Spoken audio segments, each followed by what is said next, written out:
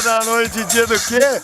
Dia das corridas noturnas Samba, hein, galera? Segunda etapa aqui em Colombo. Eu e Subman prestigiando a festa da saúde na segunda etapa das corridas noturnas Samba. Dá uma conferida em mais de 500 atletas prestigiando o nosso evento. Confere aí como é que foi um pouquinho. Vai! Vai! Parabéns, meu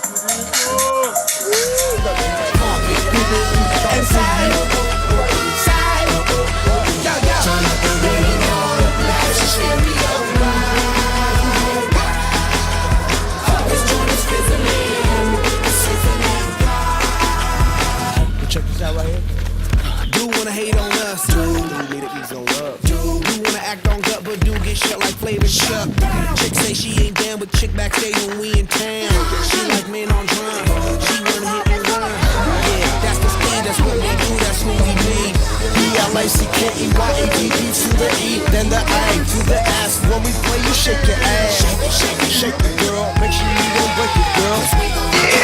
Parabéns!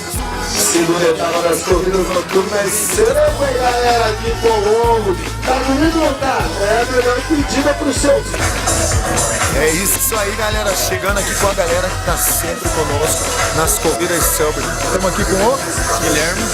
Guilhermão, fala pra nós aí como é que foi a prova de hoje. É a segunda etapa das corridas noturnas Samba. Como é que foi? Cara, essa corrida foi pegada, cara. A galera foi tudo abaixo de 4 pace. Porra, pegadão mesmo. Fiz aí 18 minutos, não peguei nem poste. 5 km. A galera tá na pegada. Porra, a galera tá correndo. Bora treinar mais então, né? Bora. Valeu, filhão, tamo junto. Olha lá. Parabéns, amigo. Percurso muito desafiador, muito gostoso e muito bem organizado. E aí, minha querida, tá correndo faz muito tempo com a gente?